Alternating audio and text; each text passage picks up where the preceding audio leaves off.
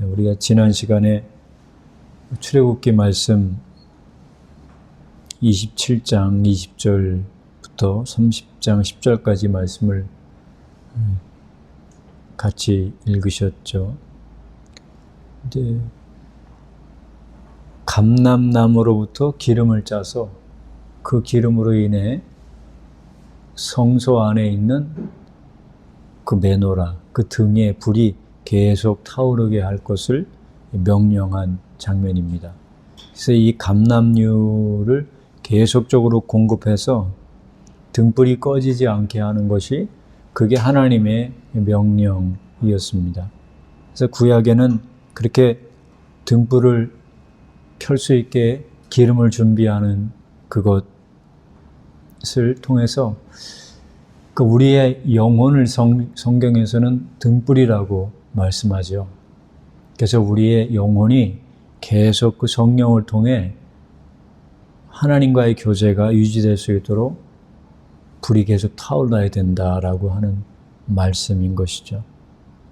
그리고 또한 우리 심령 가운데 성령이 계시기 때문에 성령님과 우리 영이 하나가 되어 계속적으로 주님과의 교제가 있으려면 그런 기름 부음이 있어야 된다는 거죠. 그래서 구약에 있는 이런 감람유를 통해서 계속 등에 기름이 공급되고 그 등에 불이 계속 타오르도록 만드는 것이나 제사장 또는 선지자 왕에게 기름을 부어서 그들을 성별하여 직분을 맡겨주는 그런 일들, 그리고 하나님께서 만들어 놓은 그 성막의 모든 기구들도 들여놓기 전에 다 기름을 발라서 거룩하게 한 다음 그 지성소와 성소에 들여놓는 이런 모든 것들은 다 신약 성경의 성도들에게 예표적으로 말씀을 하시는 거죠. 그 감람유가 계속 공급돼야 된다는 건 하나님의 은혜의 성령이 계속 우리 심령 가운데 역사함으로 시작된 구원이 끝까지 이룰 수 있도록 하여 주시는 그런 하나님의 역사가 있어야 된다는 걸 말씀해 주고 있고, 또 대제사장으로 기름 부음을 받는 그 모든 것들은 예수 믿는 우리 모두도 그렇게 기름 부음을 받아 하나님 앞에서 왕 같은 제사장의 역할을 감당하는 사람이 되어야 한다는 걸 예표적으로 말씀을 하시는 거예요. 그래서 구약에 있는 이런 기름 부음의 모든 역사들을 아주 잘 알고 있는 사도 바울은 고린도 교회에 서신을 보내면서 오늘 본문 21절에 이렇게 말씀하죠. 우리를 너희와 함께 그리스도 안에서 굳건하게 하시는 분이 하나님이시다. 사도 바울은 고린도 교회 모든 성도들이 그리스도 안에 있다라고 말하죠. 그러면서 그들을 굳건하게 해주시는 분이 하나님이시다라고 말하는 거예요. 그래서 우리가 회개하고 예수님 믿음으로 그리스도 안에 들어가서 새로운 피조물이 되는데 그 새로운 피조물이 된 사람들을 하나님이 어떻게 하시냐? 굳건하게 하시는 겁니다. 우리가 그냥 예수님 믿고 천국 간다라고 하는 그런 단순한 믿음이 아니라 어떤 환난과 고난이 찾아와도 끝까지 그 믿음을 굳건하게 지킬 수 있도록 하나님의 은혜가 필요한데, 그렇게 해주시는 분이 누구냐? 하나님이시라는 거예요. 우리 모두에게 이렇게 굳건하게 해주시는 하나님의 은혜가 있으시기를 바라요. 그리고 하나님이 어떻게 하시냐? 우리에게 기름을 부으신 분이다, 그렇게 말해요.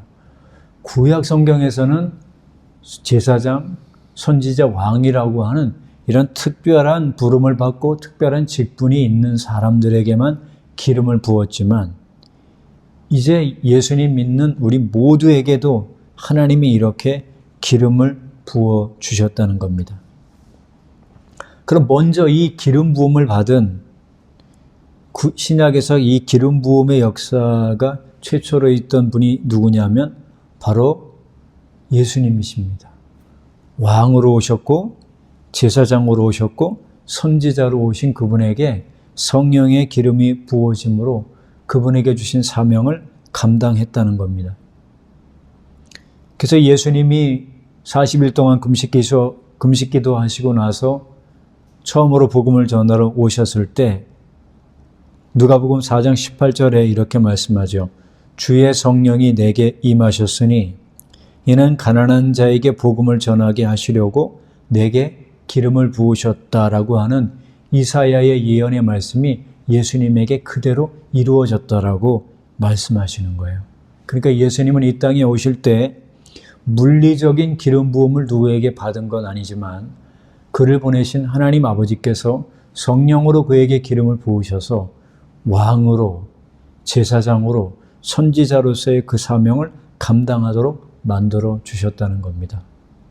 그래서 예수님의 사역 전체를 고넬료의 초청을 받아 설교했던 베드로의 설교에 이렇게 요약을 하고 있습니다.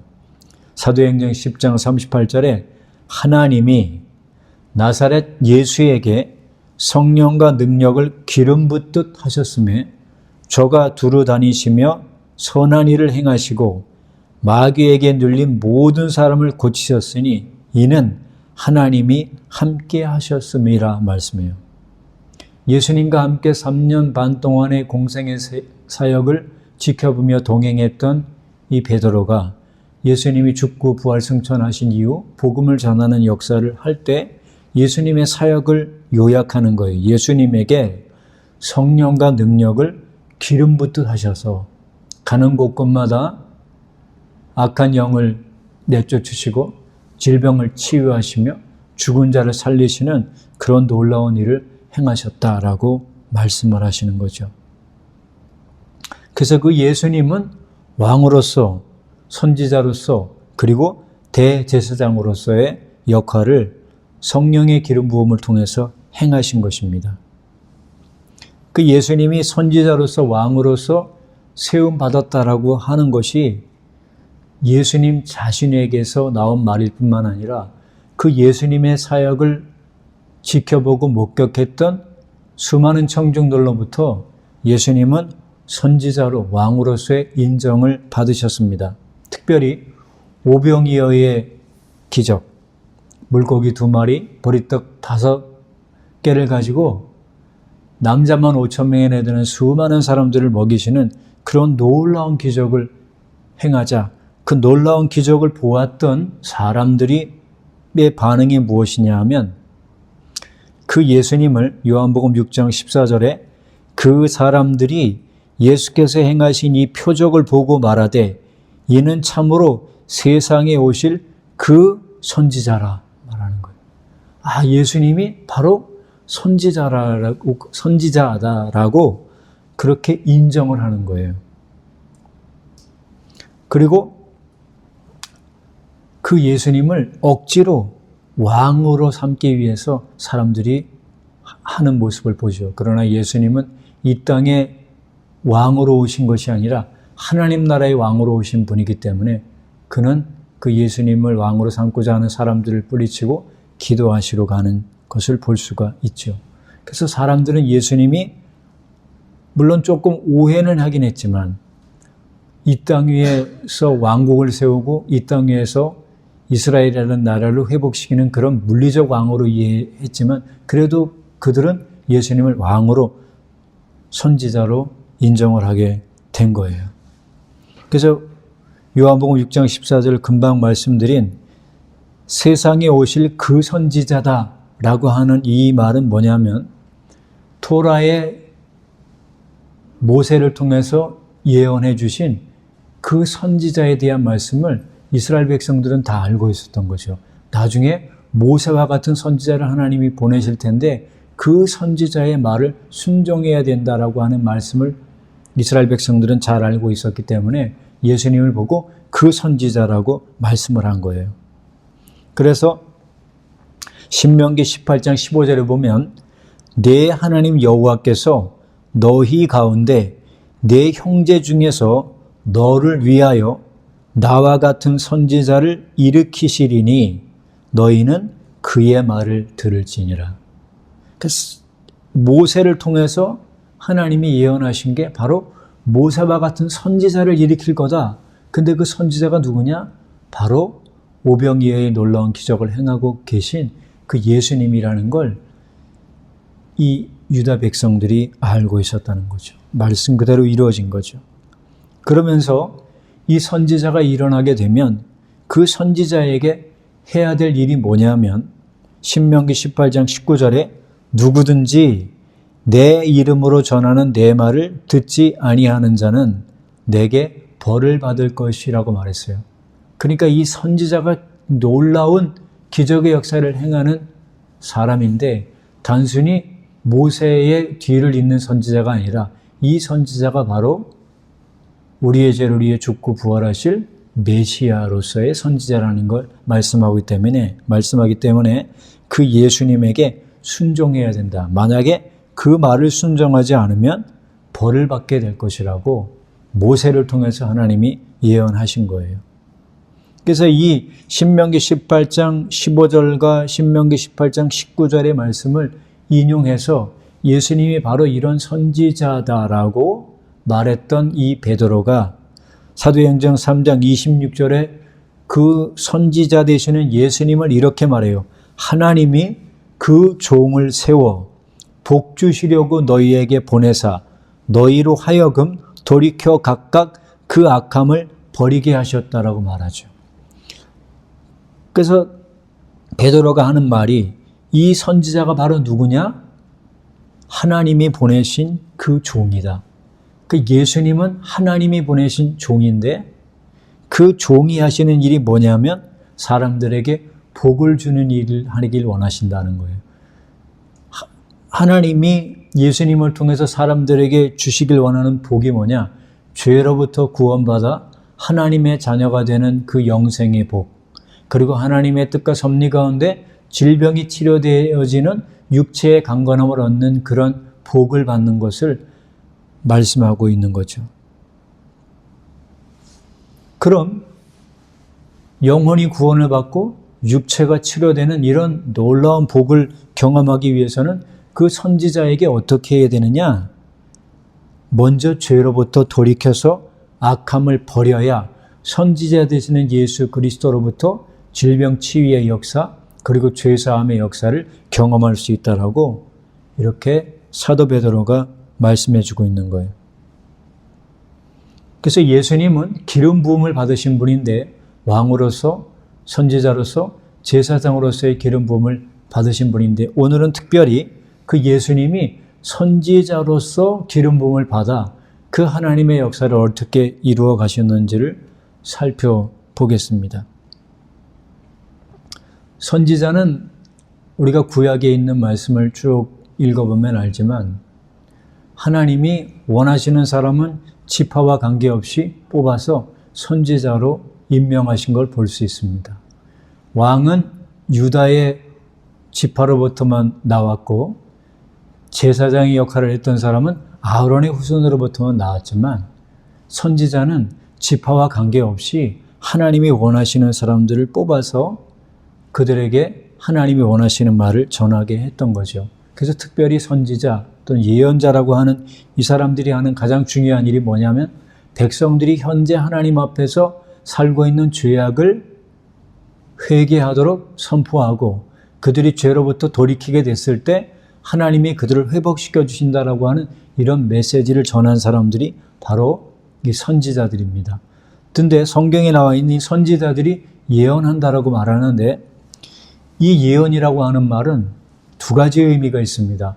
우리가 보통 생각하는 예언이라고 하는 건 앞에 무슨 일이 벌어질 것에 대해서 미리 얘기하는 것만 예언이라고 생각하지만 성경이 말하는 예언은 앞날에 무슨 일이 벌어질지를 미리 이야기하는 것도 예언이지만 하나님의 말씀을 선포해서 그 사람들로 하여금 죄를 깨닫고 돌이켜 하나님과의 올바른 관계를 할 수 있도록 선포하는 그 말씀 자체를 성경에선 예언이라고 말하는 거예요. 그래서 선지자들이 했던 바로 그 예언이 주로 회개할 수 있도록 회개를 촉구하는 말씀이었다는 거죠. 그래서 예수님이 이 땅에 오셔서 하셨던 일도 바로 그 선지자로서의 사명인데 그것은 바로 죄와 허물로 죽어서 하나님을 떠나 있는 그 많은 백성들에게 죄를 회개하고 돌이켜서 하나님의 나라에 들어갈 것을 촉구하는 말씀을 예수님이 많이 전하신 거죠. 그런 의미에서 예수님도 선지자로서의 역할을 감당했던 분이라는 겁니다.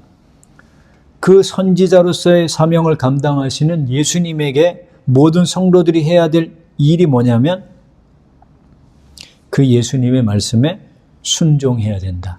내 말을 듣지 아니하는 자는 벌을 받는다. 그러나 반대로 그분의 음성을 듣는 사람은 복을 받는다. 그러므로 모세와 같은 선지자를 일으킬 때인데 너희는 그의 말을 들어야 된다라고 말씀하고 있는 것입니다. 우리가 마태복음 17장의 내용에 보면 예수님께서 변화산에 3명의 제자들을 데리고 올라가셔서 기도하실 때 그 용모가 변화되고 옷이 너무너무나 하얘져서 세상에서 빨래하는 사람이 아무리 노력을 해도 그렇게 희게 될 수 없을 정도로 휘어진 옷을 입는 것을 보고, 그리고 예수님이 장차 이 세상을 십자가 위에서 죽고 떠나실 것에 대한 말씀을 같이 모세와 엘리야와 함께 이야기하는 모습을 우리가 볼 수 있지 않습니까? 그 놀라운 광경을 보았더니 예수님의 제자들이 우리가 여기다가 초막을 짓고서 같이 있읍시다 라고 했더니 예수님이 그냥 내려가라고 말씀하시죠. 그럴 때 구름 속에서 소리가 나는 거예요. 누가복음 9장 35절에 구름 속에서 소리가 나서 이르되 이는 나의 아들 곧 택함을 받은 자니 너희는 그의 말을 들으라 이렇게 말하고, 마태복음 17장 5절에는 이는 내 사랑하는 아들이요 내 기뻐하는 자니 너희는 그의 말을 들으라 하시는지라. 그러니까 선지자 되시는 예수님에게 하나님이 원하시는 게 뭐냐면 예수님이 하시는 말은 무슨 말씀을 하시든지 간에 그 말을 다 순종해야 된다라고 말씀하는 거예요. 그러면서 특별히 변화산에서 일어났던 놀라운 역사, 예수님의 용모가 변화되어 그분이 영광스러운 하나님이시라는 것을 예수님의 3명의 제자들이 보았지 않습니까? 또 보고 나서는 그들이 너무나 놀라우니까 그것을 내려가고자 하는 마음도 생기지 않을 정도로 황홀한 경험을 하게 되죠. 그랬을 때 예수님께서 마태복음 17장 9절에 이렇게 말씀해요. 인자가 죽은 자 가운데서 살아나기 전에는 본 것을 아무에게도 이르지 말라. 사람들은 이런 놀라운 체험들을 하게 되면 그 체험을 빨리 얘기하고 싶지 않겠습니까? 우리가 3명이 올라가서 있었는데 예수님이 기도하시니까 세상에 옷이 얼마나 하얘졌는지 마치 천사가 입었던 그런 옷이야. 그리고 하나님의 영광이 예수님에게 임했고, 그리고 몇천 년 전에 죽었던 모세가 나타나고 하늘로 승천했던 엘리야가 나타나서 장차 예수님이 십자가에 죽을 것에 대한 것을 말씀하는 거예요. 얼마나 놀라운 일을 봤는지 몰라. 이렇게 사람들은 이 놀라운 체험을 하면 얘기를 할 수 있지 않겠습니까? 근데 예수님은 내가 앞으로 죽은 자 가운데서 살아날 때까지는 아무에게도 말하지 말라 라고 말하신 거예요. 그래서 마가복음 9장 9절에는 이렇게 말하죠. 그들이 산에서 내려올 때에 예수께서 경고하시되 인자가 죽은 자 가운데서 살아날 때까지는 본 것을 아무에게도 이르지 말라 하셨다. 그렇게 말씀하는 거죠. 그리고 이 사건을 누가복음 9장 36절에는 이렇게 말해요. 소리가 그침에 오직 예수만 보이더라. 제자들이 잠잠하여 그 본 것을 무엇이든지 그때에는 아무에게도 이르지 아니했다. 예수님이 말씀하시니까 이 예수님의 세 명의 제자 베드로와 야고보 요한은 예수님이 하셨던 그 말씀을 그대로 순종하는 거예요. 내가 죽은 자 가운데서 다시 살아날 그때까지는 너희들이 아무리 이 얘기를 하고 싶어도 그때까지는 얘기하지 마. 그랬더니 딱 입을 닫고 말하지 않는 거예요. 이것이 바로 선지자 되시는 예수님에게 해야 될 우리의 모습이라는 겁니다. 우리는요, 너무나 입이 가벼운 경향들이 있어서 만약 우리가 예수님의 3명의 제자들이 경험했던 죽었던 모세를 다시 만나고 하늘로 들림받아 올라갔던 엘리야를 다시 만나는 이런 놀라운 경험을 만약 했다. 그럼 우리는 너무 놀라우니까 그걸 빨리빨리 막 이 사람 저 사람에게 얘기하고 싶어서 안달이 날 겁니다. 근데 예수님은 그런 얘기 하지 마라. 아직 하지 말고 내가 죽은 자 가운데서 부활한 이후에 그때 말해라. 그렇게 말했는데 이 제자들은 그 말을 순종하는 거죠. 그리고 베드로가 여러 편의 설교가 나오지만 그 설교 가운데 자기가 했던 이런 체험적인 얘기 하지 않습니다. 그리고 베드로가 이 얘기를 언제 하냐면 베드로후서에 그가 죽을 날이 임박해 왔을 그때, 내가 이제 세상을 떠나게 됐을 그때 예수님과 함께 있었던 그 놀라운 역사를 베드로후서에 잠깐 얘기해요. 우리는 그 영광을 친히 봤고 하늘로부터 오는 음성을 친히 들은 사람이다. 그러므로 내가 너희에게 전하는 이 말은 가짜가 아니라 진짜라고 그때 말하는 거죠. 우리 모두에게도 하나님이 우리에게 역사하신 일들을 다른 사람에게 말해야 될 때가 언젠지 말해서는 안 될 때가 언젠지를 분별할 수 있어야 됩니다. 예수님은 우리가 생각하는 것과 많이 좀 다른 모습을 나타내 보이세요. 우리는 내가 했던 모든 일들에 대해서 막 얘기하고 싶은 경향이 많지만 예수님은 그런 말을 해야 될 때가 언제이고 그런 말을 해서는 안 될 때가 언제인지를 아시는 분이었죠. 그래서 마태복음 12장 15절로 16절에 보면 예수님을 따르는 많은 사람들의 병을 다 고쳐주셨습니다. 그리고 예수님이 하시는 얘기가 뭐냐면 나를 나타내지 마라. 내가 병을 고쳤다는 얘기를 사람들에게 나타내면 안 된다라고 경고를 하셨습니다. 그러면 왜 이 경고를 하셨냐면 이사야 42장 2절에 보니까 장차 오셔서 메시아의 사역을 하실 그 예수님은 어떤 분이라고 예언하고 있냐면 그는 다투지도 아니하며 들레지도 아니하리니 아무도 길에서 그 소리를 듣지 못하리라.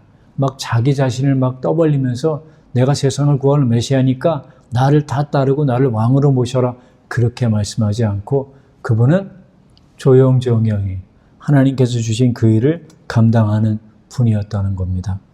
그래서 예수님이 거라사인 지역에 군대 귀신이 들려서 무덤 사이에서 거처하면서 소리 지르고 돌로 자기 몸을 상하게 하는 이런 비참한 인생을 살고 있었던 사람을 예수님이 말씀으로 고쳐주시면서 그에게는 또 이렇게 말씀합니다.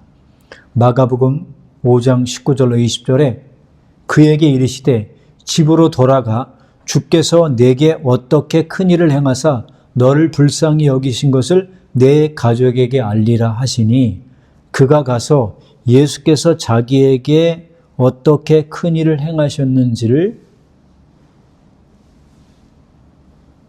데가볼리에 전파하며 모든 사람이 놀랍게 여기더라. 이렇게 말씀해요. 그러니까 예수님은 어떨 때는 말하지 마라고 말씀하시고 어떨 때는 말해 라고 말씀하는 거예요. 그래서 우리가 그 하나님의 음성을 귀 기울여 들을 필요가 있다는 거죠. 근데 무조건 말하지 마 이것도 아니고 무조건 말해 이것도 아니라는 거예요. 어떨 때에는 말하면 안 된다. 그건 주님이 알고 계시는 상황이기 때문에 그렇게 말씀하는 거죠. 왜? 처음에 예수님이 행하셨던 기적의 역사들을 그냥 얘기하면 사람들이 인산인해로 막 몰려들기 때문에 예수님이 하셔야 될 진짜 사역은 사람들을 회개하게 해서 하나님 나라 보내는 것이 예수님의 진짜 사역의 목적이지 사람들의 물리적인 질병만 고쳐주시는 게 예수님의 사역의 진짜 목적이 아니잖아요. 그러니까 예수님을 따르는 목적이 기적을 보기 위해 내 현세적인 문제를 해결하기 위해서만 예수님 따르는 걸 원치 않기 때문에 이런 놀라운 기적이 행했을 때 예수님이 말하지 말라고 하는 거예요. 근데 데가볼리 지역에 가서는 왜 예수님이 전하라고 했냐? 그 데가볼리 지역에는 이방 사람들이 많이 살고 있었던 지역이기 때문에 그곳에서는 가서 하나님의 아들 예수 그리스도 메시아가 어떤 일을 행했는지 이방 사람들에겐 전하라고 말씀하는 거예요. 그러니까 우리가 깨달아야 되는 게 뭐냐면 하나님의 말씀을 전해야 될 때가 언제인지, 하나님의 말씀을 전해서는 안 되고 조금 기다려야 될 때가 언제인지를 구분할 수 있는, 분별할 수 있는 지혜가 우리에게 있기를 바랍니다. 우리가 하나님의 놀라운 역사를 경험할 수 있어요.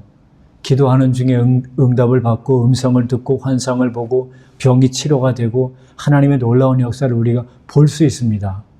근데 그런 일을 그냥 하나님이 놀라운 역사를 행했다고 아무 때나 얘기하는 게 아니라 하나님이 정말 성령의 충분한 감동을 통해서 이런 얘기를 누군가에게 했을 때 그 말을 들은 사람의 영혼이 하나님 앞에서 깨어나고 변화되어지고 성숙해질 수 있으면 그런 이야기를 해도 되지만 그 얘기를 들었을 때 그게 마치 간증하는 사람의 자기 자랑이 되는 것처럼 되면 안 되기 때문에 우리가 분별할 수 있는 분별력이 있어야 되는 거예요. 그래서 성경은 이렇게 말하죠.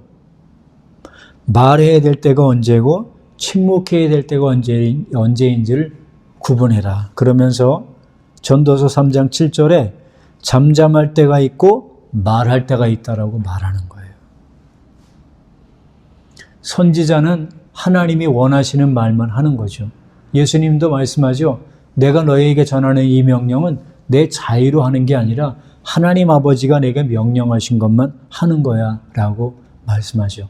선지자는 내 말을 하는 사람이 아니라 하나님의 말씀만 전하는 사람이고 또 우리가 선지자 되시는 예수님을 믿는 사람들이기 때문에 그분이 우리에게 말하라고 하는 건 말하지만 말하지 말라고 하는 건 함구할 수 있는 그런 지혜들이 필요하다는 겁니다. 예수님이 선지자로서의 역할을 감당하신 것처럼 우리 예수님을 믿는 사람들도 동일하게 선지자의 역할을 감당하는 사람인 것이죠. 그래서 요한계시록 22장 9절에 이렇게 말합니다. 이 놀라운 계시를 다 사도 요한에게 전해주고 나서 그 천사가 하는 얘기가 뭐냐면 사도 요한이 그 천사에게 절을 하려고 하니까 나한테 절하지 마라 하면서 이렇게 말해요. 나는 너와 내 형제 선지자들과 또 이 두루마리의 말을 지키는 자들과 함께 된 종이기 때문에 너는 나에게 절하지 말라라고 말하면서 내 형제 선지자들이라고 말하고 있어요. 우리가 생각할 때 선지자는 구약에만 있는 것 같지만 신약에도 선지자가 있습니다. 그래서 아가보 같은 선지자도 있었고 그리고 에베소서를 통해서도 알지만 하나님의 교회에 직분자들을 세웠는데 그 직분자들 가운데 하나가 선지자의 역할을 감당하는 사람도 있었다라고 말해주고 있어요. 그 말은 뭐냐면 우리 모두는 회개하고 예수님을 믿으면 왕 같은 제사장이 되는 것뿐만 아니라 예수님이 가지고 계셨던 그 선지자로서의 역할도 함께 감당하는 존재라고 말씀하는 겁니다. 그래서 예수님이 죽으시고 부활하시고 나서 부활하신 예수님을 만난 사람의 고백이 이렇습니다. 누가복음 24장 19절에 나사렛 예수의 이르니 그는 하나님과 모든 백성 앞에서 말과 일에 능한 선지자였다라고 예수님을 따라다녔던 그 제자가 말하는 거예요.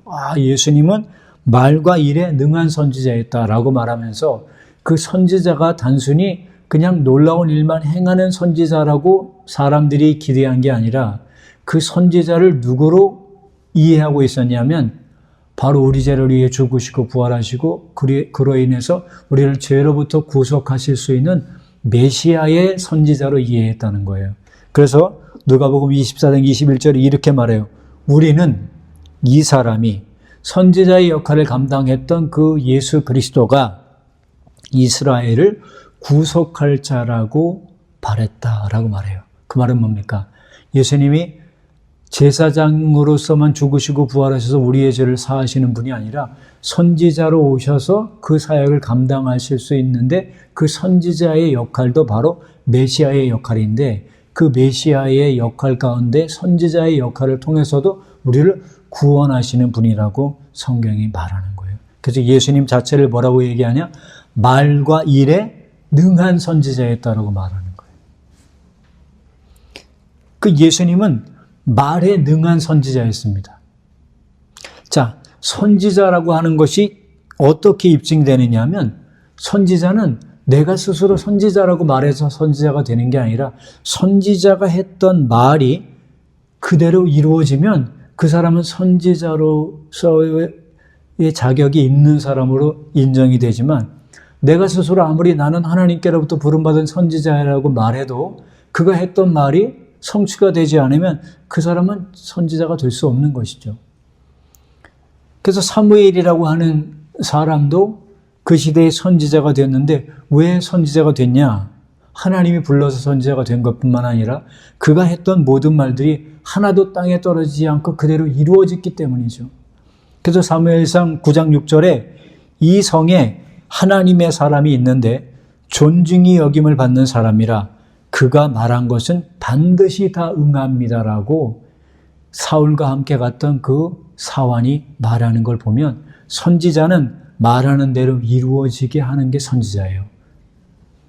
그래서 신명기 18장 22절에도 만일 선지자가 있어서 여호와의 이름으로 말한 일에 그대로 이루어지지 않으면 이는 여호와께서 말씀하신 것이 아니요 그 선지자가 제 마음대로 한 말이니 너는 그를 두려워하지 말지니라.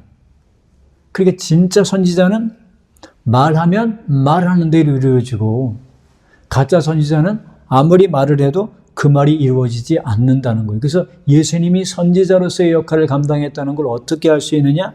그분은 말씀하시면 그 말씀이 그대로 이루어지기 때문에 그분은 선지자였던 겁니다. 우리가 마가복음 2장에 보면 4명의 친구에 의해서 중풍병에 앓고 있는 그 사람을 고치게 되는 역사를 보지 않습니까? 지붕을 뜯고 그 지붕 사이로 중풍병자를 달아내릴 때 소자야 내 죄 사함을 받았느니라 말씀하잖아요. 그러면서 이제 상이 다 내려오고 나니까 그 중풍병자에게 예수님 하신 말씀이 내가 내게 이르노니 일어나 네 상을 가지고 집으로 가라 하시니 그가 일어나고 상을 가지고 모든 사람 앞에서 나갔다. 예수님이 말씀하시면 말씀하시는 대로 이루어지는 거예요.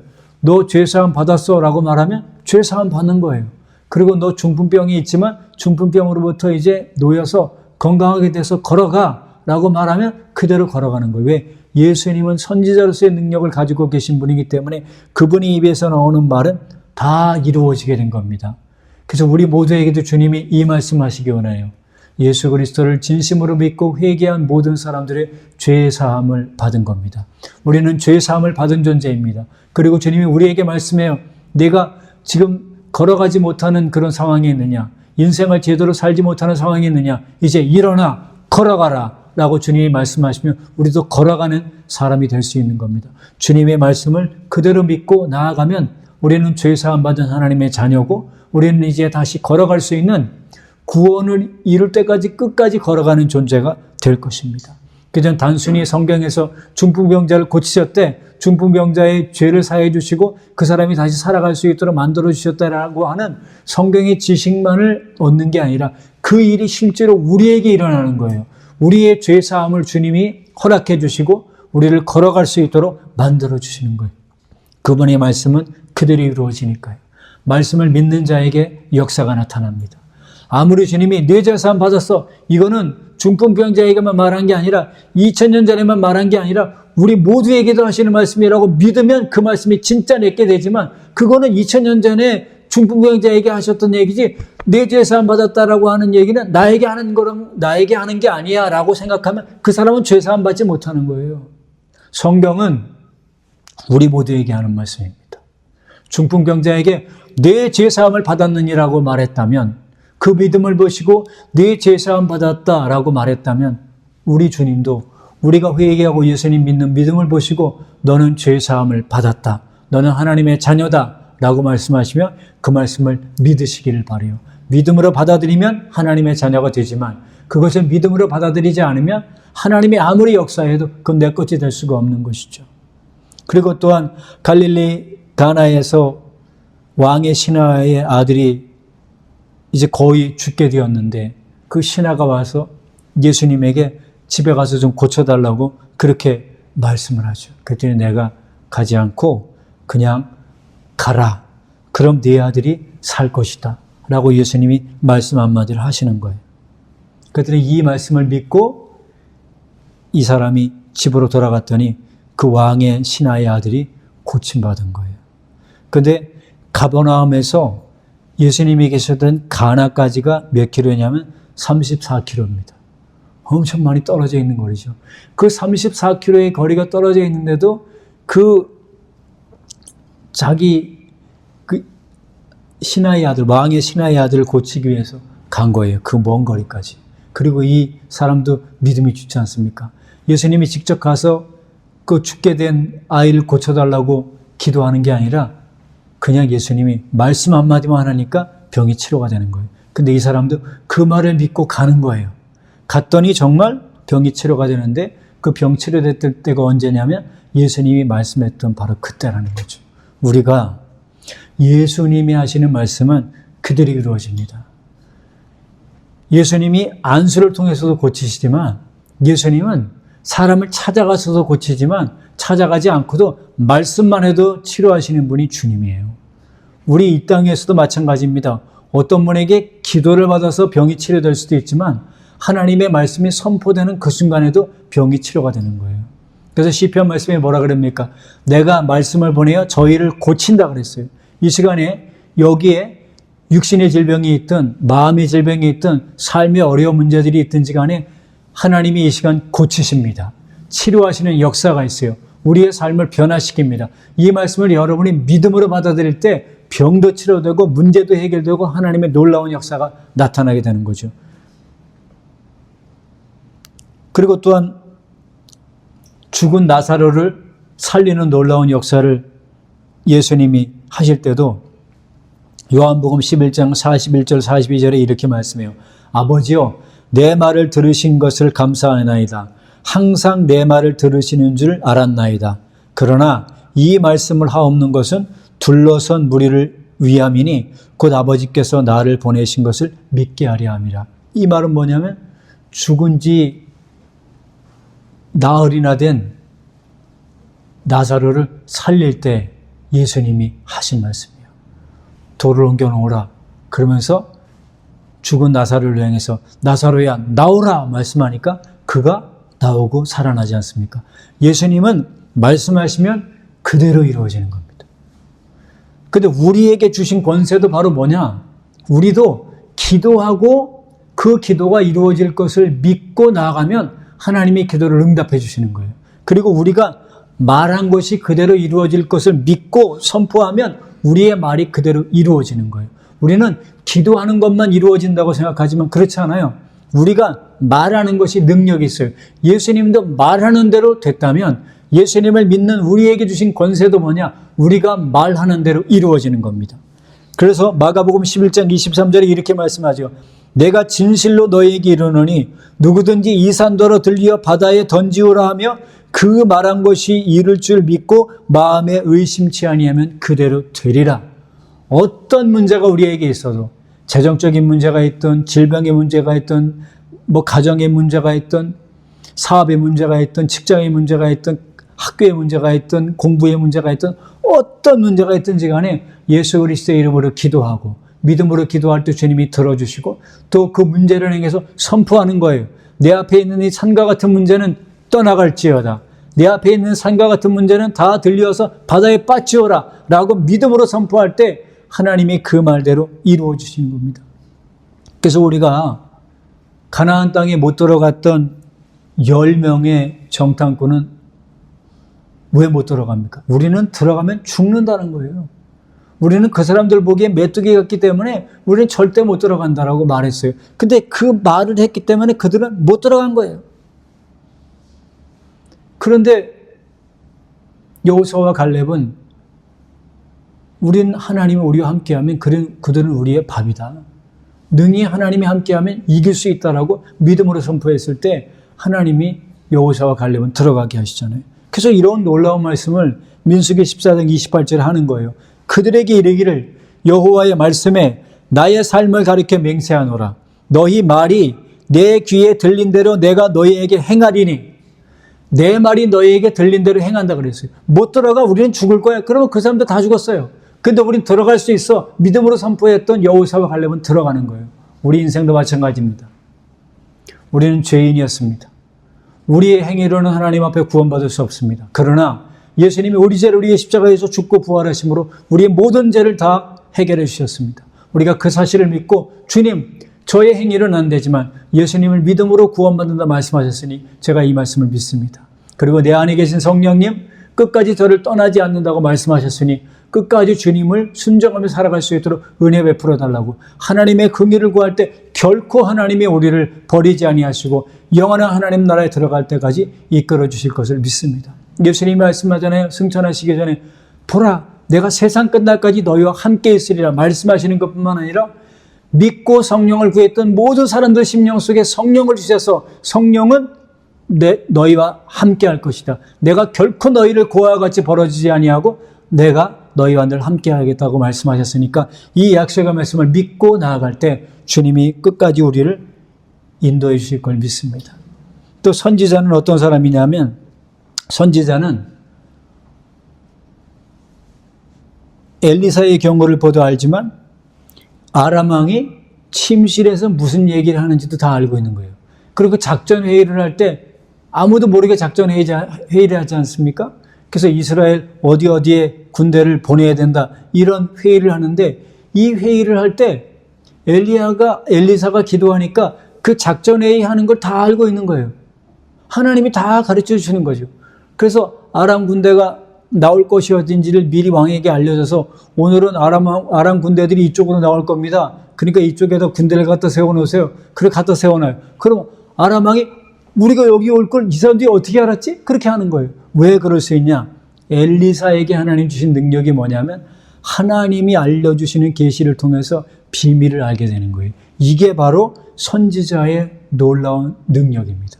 근데 예수님이 바로 그런 선지자의 능력을 가졌던 분이라는 거죠. 예수님은 다 아시는 거예요. 그래서 예수님께서 오병이어의 기적을 행하시기 전에 제자에게 물어보지 않습니까? 우리가 어디서 떡을 사서 이 사람들을 먹게 하겠느냐? 그렇게 물어보니까 그 물어본 이유가 뭐냐면 예수님이 이렇게 말씀하죠. 요한복음 6장 6절에 이렇게 말씀하시면 친히 어떻게 아실 것을 아시고 빌립을 시험코자 하십니다. 몰라서 물어본 게 아니라 빌립이 어떤 생각을 가지고 있는지 다 아는 거예요. 아이고, 사람들로부터 이렇게 막 그 돈을 걷어도 200데나리온의 이 돈이 있어야 될 것 같습니다. 계산을 잘하는 것이죠. 그래서 예수님은 물어보는 이유가 뭐냐면 그 사람 속에 뭐가 있는지를 스스로가 고백하도록 하시기 위해서 물어보는 거지 예수님이 모르기 때문에 물어보는 게 아니죠. 예수님은 모든 걸 다 알고 계십니다. 그래서 예수님은 요한복음 18장 4절에도 그 당할 일을 다 아시고 나아가 가라사대 너희가 누구를 찾느냐라고 물어보시잖아요. 예수님을 잡으러 오는 사람들이 있는 걸 다 아시면서 말씀하시는 거예요. 예수님은 처음부터 끝까지 모든 걸 다 알고 계십니다. 그분은 선지자이세요. 근데 그 선지자 되시는 예수님이 우리 안에 오셔서 우리에게도 이렇게 하나님이 원하시는 것들은 알 수 있도록 만들어주시는 역사가 있어요. 예수님을 핍박했던 바울에게도 하나님이 이런 선지자와 같은 놀라운 능력을 주십니다. 우리는 사람들을 볼 때 그 사람이 외모만 보지 그 사람의 심령에 무슨 생각을 가지고 있는지 몰라요.